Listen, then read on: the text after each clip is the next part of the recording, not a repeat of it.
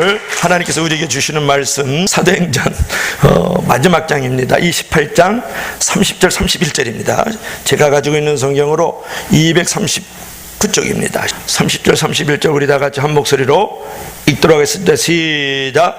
바울이 온 이태를 자기 셋집에 머물면서 자기에게 오는 사람을 다 영접하고 하나님의 나라를 전파하며 주 예수 그리스도에 관한 모든 것을 담대하게 거침없이 가르치더라. 아멘. 우리가 이제 어떻게 살아왔는가라는 것보다도 더 중요한 것은 마지막을 어떻게 인생의 막을 마쳤는가 하는 것은 매우 중요한 것이에요. 우리가 이제 마라톤을 하게 되면 처음 잘 달리는 것도 중요하지만 마지막에 테이프를 끊는 것이 더 중요합니다. 둘이 싸움을 합니다. 다툼과 갈등이 있지만 마지막에 웃는 사람이 이제 승리한다, 그런 말이에요. 그래서 우리가 마지막을 어떻게 매듭을 짓는가, 마지막을 어떻게 그 사람이 살아왔는가가 매우 우리에게 중요한 부분이다, 그런 것이에요. 오늘 본문을 보면은 사도행전 28장이 마지막 장이고 사도 바울이 마지막에 어떠한 모습으로 그의 생애를 마감을 했는지 하는 것을 잘 보여주는 그런 본문인데요. 오늘 사도행전 28장을 보면은 제수의 신분으로 로마에 갔어요. 지난주에 조성옥 선교사님 27장 유라굴라 강풍을 만났죠. 유라굴로 강풍 만났지만 결국은 하나님께서 이끌어 주셔서 로마에 이제 제수의 신분으로 이제 도착을 합니다. 사도 바울이 로마에서도 변함없이 기회를 만들어 가지고 복음을 전하고 있는 모습이 이제 28장 16절부터 31절까지 나오는 모습을 볼 수가 있어요. 그 모습을 보면은 우리가 사명을 따라 사는 사람의 가장 전형적인 모습을 사도 바울을 통해서 우리가 발견할 수 있다, 그런 말이에요. 여러분, 사명은 위대하게 만드는 줄로 믿을 수 있기를 바랍니다. 사명 있는 자는 결코 죽지 않는 줄로 믿을 수 있기를 바랍니다. 특별히 이 본문은 사명을 이루고 우리가 성공적인 신앙의 생애를 마감하기 위해서는 어떻게 살아야 될 것인가를 잘 말씀을 하고 있는데요. 따라합시다. 포기하지 말라. 담대하라. 본문 16절 말씀을 보실 것 같으면 28장 16절인데요. 우리가 로마에 들어가리니 바울은 자기를 지키는 한 군사와 함께 따로 있게 허락되었더라. 아멘. 이제 그런 부분에 바울 곁에 군사가 하나가 있는데 군사가 바울의 보디가드, 그죠? 경비병이 아니고 바울이 어디로 도망갈까, 또 쓸데없는 짓을 하지는 않을까 하고 군사를 하나 붙여놓은 거예요.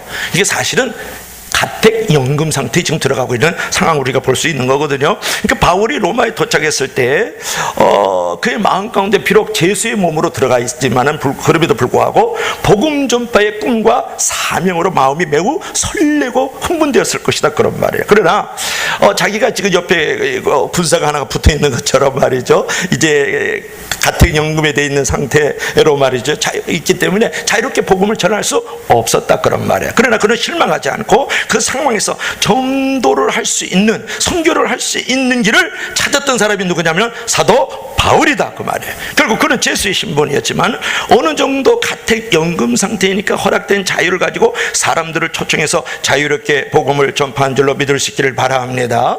오늘 우리 선교팀들이 말이죠, 제수의 신분은 아니지만 옆에서 겁을 들고서 또는 창을 들고서 옆에서 이렇게 꼼짝 못하게 그를 묶고 있는 상황은 아니지만 남편이 있고 또 자식들이 있지 않습니까? 또 재정이 요즘에 다들 뭐 넉넉한 사람이 어디 있습니까? 다들 주머니 사정이 별로 좋지도 않고 또 7박 8일 한 8일 정도의 시간을 내서 우리가 어디 사역을 간다는 것은 매우 어려운 일입니다. 그럼에도 불구하고 오늘 사도 바울이 제수의 신분임에도 불구하고 가택연금 상태임에도 불구하고 이제 군사들이 옆에서 지키고 있음에도 불구하고 복음을 전하는 모습처럼 우리 단기팀들도 이제 가정을 떠나서 교회를 떠나서 또 내 사랑하는 자식들을 떠나서 재정을 버리면서 이제 선교의 사역을 감당하는 모습을 우리 사도 바울처럼 우리가 발견할 수가 있죠. 그러니까 바울이 이제 로마에 도착을 해가지고 그곳에서 이제 상황을 파악해보고 3일 후에 유대인 중에 높은 사람들을 청해서 전혀 위축되지 않고 자신이 복음을 위해서 쇠사슬에 매인받은 제수가 되었다라고 17절부터 20절에 말씀하고 있어요. 어떻게 이렇게 담대할 수 있었을까? 제수의 모습으로 지금 재판을 받으러 로마 황제 앞으로 지금 가고 있는데 말이죠. 군사가 옆에서 창검을 가지고 지키고 있음에도 불구하고 이제 집에다가 이렇게 사실상 감옥을 만들어 놓은 상태에도 왜 어떻게 해서 이렇게 복음의 그 담대함을 가질 수 있었을까? 여기서 중요한 것은 복음의 능력을 믿었다라는 거예요. 그리고 하나님이 어떤 상황 속에서도 합력해서 선을 이루실 것을 확신했기 때문에 믿으시기를 바랍니다. 바울의 많은 리더십이 있지만 그 중에서 아주 탁월한 리더십은 뭐냐면 유라굴로의 강풍에서도 하나님만 바라본다는 것이에요. 가택연금 상태에서 창검을 들고 군인이 투구를 쓰고 말이죠. 군화를 신고서 그를 위협하고 있음에도 불구하고 그가 복음을 전할 수 있고 유대인들을 초청해서 복음을 증거할 수 있었던 것은 뭐냐면 하나님만 바라보는 리더십이 있었다. 그런 믿음을 갖길 주의 이름으로 간절히 축원합니다. 여러분 항상 어떠한 상황에도 담대히 나가시기를 주의 이름으로 간절히 부탁합니다. 하나님은 죽지 않았어요. 하나님의 은혜는 여전히 우리가 호흡이 있는 동안에, 생명이 있는 동안에 끝나지 않은 줄로 믿을 수 있기를 바랍니다. 우리가 살아있다는 것은 하나님의 은혜가 아직도 ing 진행되고 있다, 그런 말이에요. 살아있으면 무슨 일인들 못하겠어요? 그래서 저는 단기 선교의 제1 목적은 뭐냐? 살아서 돌아오자. 그러다가 제가 쓰는 단어를 함부로 쓰는 사람들이 있습니다. 문자로 저한테 보내가지고 살아서 돌아오십시오 이렇게 하더라고요. 그래서 가능하면 목사님이 쓰는 그런 어떤 그 격언이라든지 그런 문자 함부로 날리지 않길 주의 이름으로 간절히 부탁합니다. 그러면 제가 밥줄이 끊어지는 거예요. 그래서 제가 해야 될 말은 여러분이 알아도 상가 조심하고 가능하면 안 쓰고, 그죠? 원님 앞에서 나팔 불지 않길 주의 이름으로 간절히 축원합니다. 늘 이렇게 말씀이 선포되는 게 참 중요하구나. 그분이 문자를 보내왔는데 살아서 돌아오십시오. 그 믿음대로 살아 돌아온 줄로 믿을 수 있길 바랍니다. 할렐루야. 그러니까 선교라는 것은 얼마나 곳곳에 위험인지 몰라요. 가니까 막 정전이 돼가 가지고요. 갑자기 이렇게 교회인데 정전이 돼가지고 막 그냥 칠흑 같은 어둠이 찾아 몰려오고 우리들이 잠시 밥을 먹으러 한 1, 20분 되는데 가서 식당에서 밥을 먹고 오는데 나무 거목이 막 쓰러져가지고 우리 차 댕기는 그 길에다가 막 높아지고 말이죠. 이래 되면은 여러 가지로 이상 선교 전선이 만들어지잖아요. 이제 그런데도 불구하고 이제 그랬어요. 그런데 하나님께서 나중에 전기가 안 온 게 아니고 간증할 때 마지막까지는 안 하셨는데 전기가 돌아왔어요.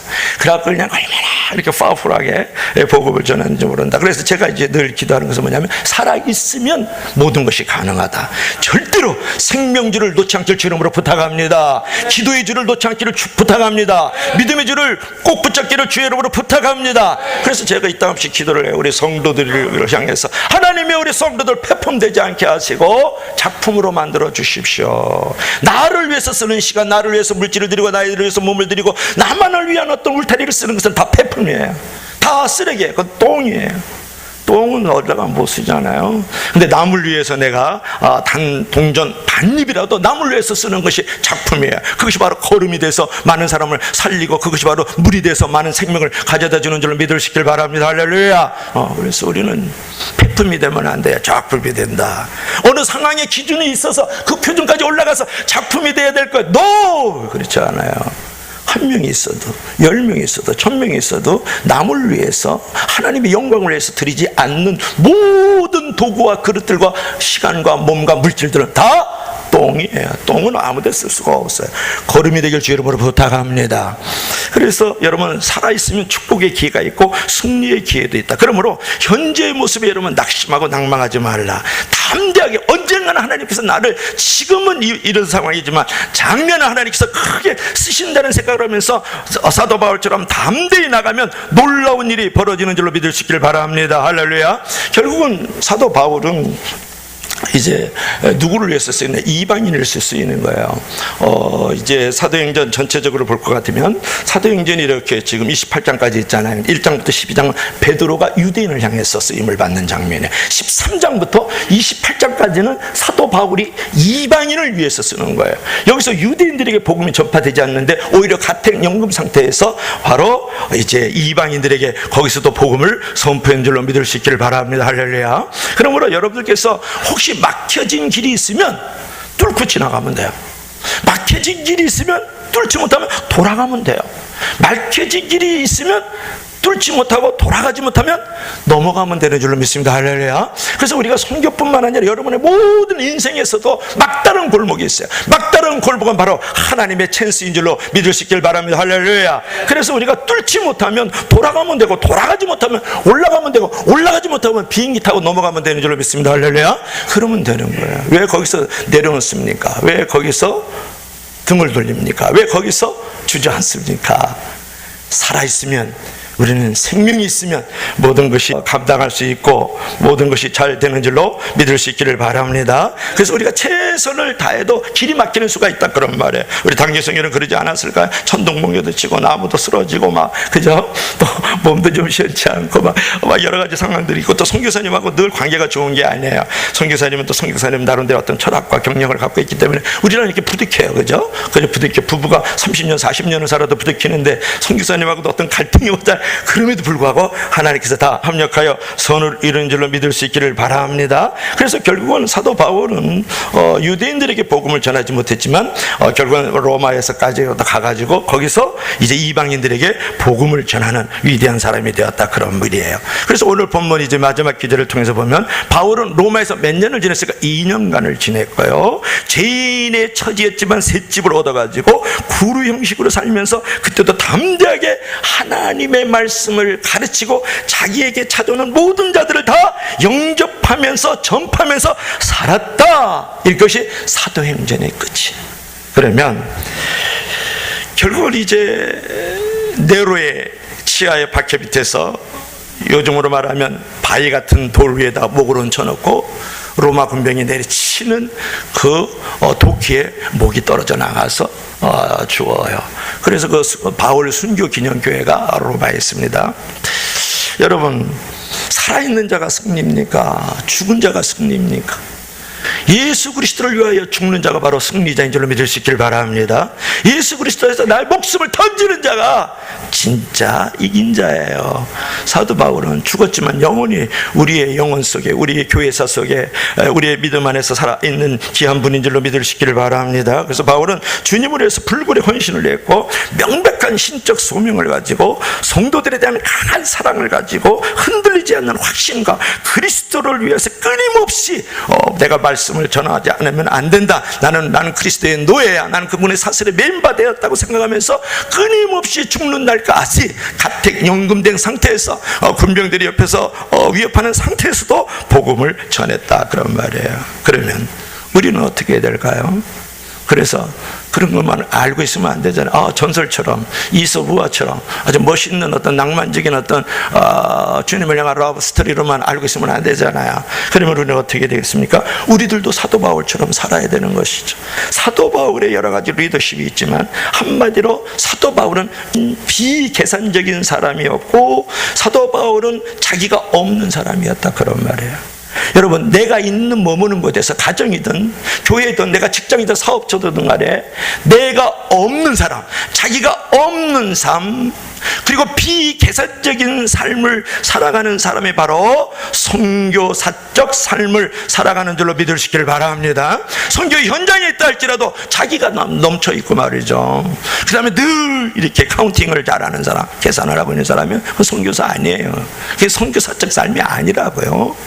내가 가정에서, 내가 가판탑에서 내가 이제 떡 하나를 팔고 있다 할지라도 자기가 없고 주님만이 가득하고 내가 나의 삶을 죽이고 비계산적으로 살아가는 사람이 바로 진정한 선교사예요. 그러므로 누구든지 어떠한 상황에도 선교사가 되는 줄로 믿을 수 있길 바랍니다. 할렐루야. 이것이 중요한 것이에요. 나를 위해서, 교회 안에서도 나를 위해서 어떻게 행동하고, 가정에서도 나를 위해서 어떻게 하고 말이죠. 우리 가정만을 위해서 어떻게 하고, 그래서 원망하고 탓한다든지 어떤 계산을 하면서 자기라는 울타리를 가지고 있으면 no, 이거는 선교가 아니에요. 선교 이코로 순교예요. 선교라는 말은 마르투스 순교라는 말에서 나온 거예요. 그러니까 내가 죽지 않으면 선교는 없는 거예요. 내가 물질이 죽고 시간이 들고 몸이 죽고 말이죠. 내 자존심을 죽여버리고 말이죠. 심지어는 내 믿음까지 죽여버려야 돼요. 누구 믿음만 있으면, 주님을 향한 믿음이 있을 때 바로 그것이 바로 선교인 줄로 믿습니다. 할렐루야. 믿음이 있는데 이기적이고 개인적인 자기 믿음만 가지고 말이죠. 가정에서, 직장에서, 사업에서, 교회에서 그거는 선교가 아니죠. 성경 아니에요? 자기를 죽여야 돼요. 그래서 결론적으로 이제 마무리를 짓겠습니다. 사도 바울은 어떤 사람이냐 그러면 협력할 줄 아는 사람이었다. 오늘 장만동 목사하고 정정희 선모 여러분 갔다 그러면 어떻게 되겠어요? 물론 선교가 있었겠지만 이렇게 많은 아주 버라이티하게 말이죠. 아주 그 다양한 어떤 사역의 풍성한 열매들을 절대 거둘 수가 없어요. 바울 곁에는 바나바가 있고 실라가 있고 디모데가 있고 뭐 또 브리스길라 아굴라와 같은 누가 같은 마가와 같은 인물들이 계속 있었거든요. 그러니까 바울의 그 리더십 가운데 하나는 교제가 있었다. 그런 말이에요. 교제가 있었다. 이게 교제가 없으면 인격적 성숙이 없는 거예요. 성숙이라는 것은 관계 속에서만 만들어지는 거거든요. 그러니까 우리 성도를 떠난다든지 교회를 떠난다든지 자기 가정을 떠난다 이렇게까지는 사람이 잘하지 않아요. 그리고 관계 속에서 만들어진 관계가 서로 일탈될 수도 있고 관계 속에서 좀 매끄럽지 않을 수도 있고 섭섭한 면들이 있지만 그럼에도 불구하고 그런 관계성 속에서 사람이 성장하고 사람이 성숙해지는 줄 믿습니다. 할렐루야. 우리 애들이 다 그렇게 자라나잖아요. 여러분의 자녀들을 많이 키우지만 그냥 서로 싸우고 아웅다웅하면서 중리사냐 머리 박고 그저 이빨 좀 옥수수 털리고 막 이러면서 자라나잖아요. 관계 속에서 자라는데 사도 바울이 그 옆에 그런 사람이 있었다 그러면 사도 바울이 싸움 안 한 줄 아세요? 마가와 실라와 심히 다투고 그 일은 얼굴 안 봤어요. 실라하고는 아예 안 봐. 바울 가는데 실라 간다고 바울과 실라가 같이 다녔었거든요. 근데 마가 때문에 싸움을 해가지고 그 다음부터는 심히 다퉜는데 이제 그다음부터 얼굴 안 봤어요. 바울이 그런 사람이에요. 바울도 그럼에도 불구하고 자기 주변에는 협력하는 사람이 있어 하나님께 영광을 돌리고 교회 이름을 높였다 그런 말이에요. 자기는 없었던 사람이에요. 마찬가지로 우리 모두가 우리가 여러 가지로 갈등도 있을 수 있고 섭섭한 일도 있을 수 있고 여러 가지 부족한 점이 있지만 오늘 우리 친구들 보세요. 그죠? 정말 철없는 교회에서만 봤으면 이게 내가 재혁이하고 내가 수민이하고 신앙생활을 계속 해야 되냐 말아야 되느냐 이런 어떤 갈등이 되게 많았을 것 같아요. 근데 내가 가서 놀랐어요. 여기서는 영어 알파벳도 잘 못 쓰는 애들이에요. 친구들이에요. 공부도 시원치 않은 친구들인데 그냥 영어를 보세요. 얼마나 화려하게 성령께서 신령한 은사와 재능을 더하여 주시는 줄 믿습니다. 할렐루야. 너무 깜짝 놀랐어요. 그러면서 여러분 7밤을 같이 잤다. 그것도 대합실에서도 같이 엎어져서 막 노숙자처럼 잠을 잤다. 얼마나 끈끈한지 몰라요. 마음도 몸도 같이 하고 말이죠. 너무 멋있잖아요. 나는 그래서 협력했다 그런 말이에요. 협력의 관계성 속에서 정말 하나됨을 경험하고 이러한 추억들은 그죠? 이러한 기억들은 영원히 주님 앞에서의 흔적이지 않습니까? 하늘나라 올라가면 뭐 볼 거예요?